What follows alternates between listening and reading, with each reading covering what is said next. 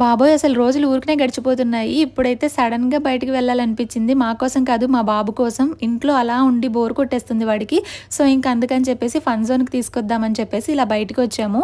చాలా డేస్ అయిపోయింది. డేస్ కాదు, మంత్స్ అయిపోయింది. ఇదివరకు మంత్లీ 1 ఆర్ 2 టైమ్స్ అయినా ఖచ్చితంగా బాబుని ఫన్ జోన్‌కి తీసుకొచ్చి వాడిని ఇలాగా ఫ్రీగా వదిలేసేవాళ్ళం. బట్ ఇప్పుడు అస్సలు కుదరట్లేదు. వాడిని ఒక జైల్‌లో బంధించినట్టు అలా ఇంట్లోనే ఉంచేస్తున్నాము. సో, వాడికి కూడా కొంచెం మైండ్ అనేది రిలీఫ్‌గా ఉంటుంది. హ్యాపీగా ఆడుకుంటాడు అని చెప్పేసి ఇక్కడికైతే తీసుకొచ్చాము. చాలా హ్యాపీ అయిపోతాడు నిజంగా బయటికి తీసుకొస్తే మాత్రం. ఎంతసేపైనా ఇంకా అలా ఉండిపోతాడు. నీరసం మాకు రావాలి గానీ వాడికి మాత్రం అసలు నీరసం అనేది రాదనమాట. అంత హ్యాపీగా ఎంజాయ్ చేస్తాడు.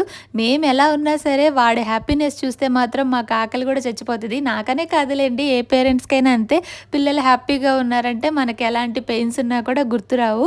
చాలా బాగా ఎంజాయ్ చేశాడు నిజంగా చాలా డేస్ తర్వాత ఒక రకంగా చెప్పాలంటే.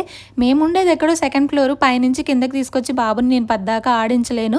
నా ఇంట్లో వర్క్ నాకు సరిపోతుంది. బాబుని చూసుకోవడానికి, అలానే నాకు ఇంట్లో వర్క్ చేసుకోవడానికి. ఇప్పుడు నేను యూట్యూబ్ స్టార్ట్ చేశాను కాబట్టి ఈ వీడియోస్ పని అదే నాకు సరిపోతుంది. సో, ఇంకా ప్రత్యేకంగా కిందకి తీసుకొచ్చేంత టైం కూడా లేదు. సో, ఇంకా ఇలా కిందకి తీసుకొచ్చి ఆడించే కన్నా ఇలా బయటికి తీసుకొచ్చి ఫన్ జోన్‌లో కొంచెం సేపు వాడిని ఫ్రీగా వదిలేస్తే హ్యాపీగా ఆడుకుంటాడనిపించింది. సో, ఇంక అందుకే ఈరోజైతే తీసుకొచ్చామనమాట. నిజంగా చాలా హ్యాపీగా ఆడుకున్నాడు. మనకెన్ని పనులున్నాయి, ఇలా పిల్లలు మాత్రం ఆనందంగా ఉండడం చూస్తే మన స్ట్రెస్ అంతా కూడా ఒక్కసారిగా ఎగిరిపోతుంది కదా! నిజమో కాదా కమెంట్ చేయండి. వీడియో నచ్చితే మాత్రం ఒక చిన్న లైక్ చేసి మన ఛానల్‌ని సబ్స్క్రైబ్ చేసేసుకోవచ్చు కదా! నెక్స్ట్ వీడియోలో మళ్ళీ కలుద్దాం. టాటా.